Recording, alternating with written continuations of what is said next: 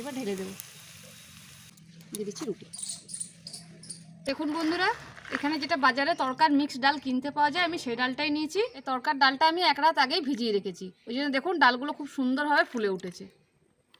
এবং 2-3 বার করে ধুয়ে নিয়েছি, জলটাও পরিষ্কার। তো ডালটা বারবার করে ধুয়ে নেবেন, যেন কালো ওই নোংরা জলটা যেন বের হয়ে যায়।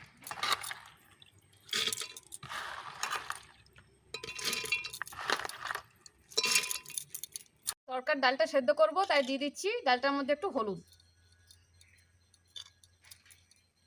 দিয়ে দিচ্ছি স্বাদ মতো নুন,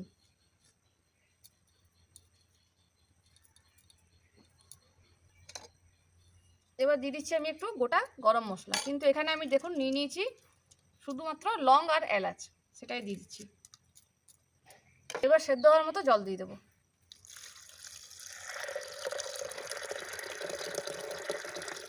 তারপর দিয়ে দিচ্ছি সামান্য একটু সাদা তেল। কুকারের ঢাকাটা বন্ধ করে দিচ্ছি। চলুন এভাবে আমি 2টো সিটি দিয়ে নেবো, তাহলে ডালটা কিন্তু সেদ্ধ হয়ে যাবে।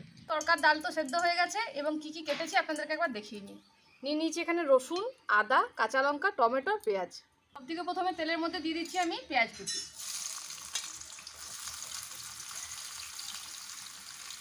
রসুন কুচি, দিয়ে দিচ্ছি আদা কুচি, আর দিয়ে দিচ্ছি কাঁচা লঙ্কা।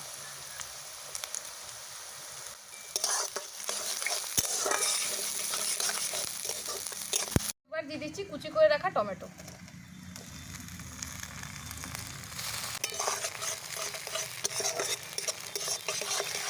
হলুদের গুঁড়ো, কাশ্মীরি লঙ্কার গুঁড়ো। এবার হলুদ আর লঙ্কা গুঁড়োটা খুব ভালো করে ভেজে নেব। এবার দিয়ে দেবো আমি স্বাদ মতো নুন। তরকার ডালটা সেদ্ধ হওয়ার সময় আমি নুন দিয়েছি কিছুটা, তাই আমি সেই পরিমাণেই নুনটা দিচ্ছি। সামান্য একটু জিরে ধনের গুঁড়ো দিচ্ছি, বেশ কিছুটা কস্তুরি মেথি দিচ্ছি, সানরাইজের তরকা মশলা দিয়ে দিচ্ছি আমি 2টো ডিম।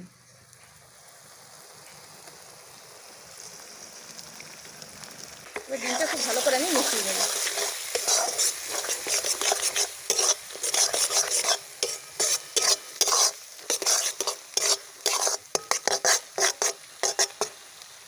সেদ্ধ করে রাখা তরকার ডালটা ঢেলে দেবো।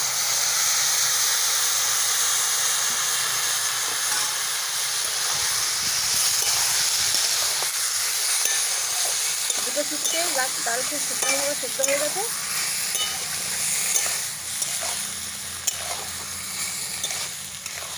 দেখুন তরকা প্রায় রেডি হয়ে গেছে। এবার ধাবার টেস্ট আনার জন্য আমি যে আসল ট্রিকটা সেটা করব, ঠিক আছে? চলুন দেখতে থাকুন। এটা আবার নামিয়ে নেব। ছক দেওয়ার জন্য আমি একটা হাতার মধ্যে ঘি নিয়ে নেব। এবার ঘির মধ্যে দিয়ে দিচ্ছি আমি কুচি করে রাখা রসুন,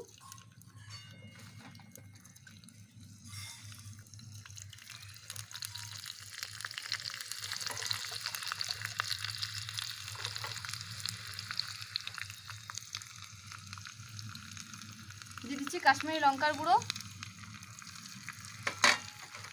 এবং দিয়ে দিচ্ছি কস্তুরি মেথি।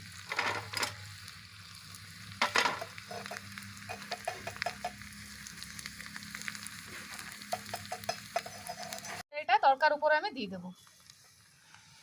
এবার ঢেলে দেবো।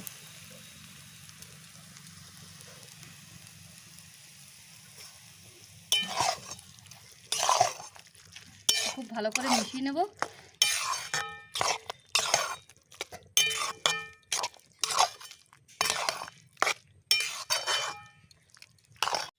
চলুন রুটি বেলা হয়ে গেছে, এবার সেঁকে তরকা বলুন পনির বলুন এগুলোর সঙ্গে একটু ময়দা রুটি না হলে জমে না।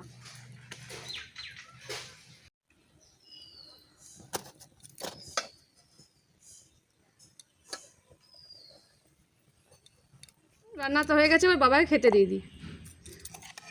দিয়ে দিচ্ছি তরকা,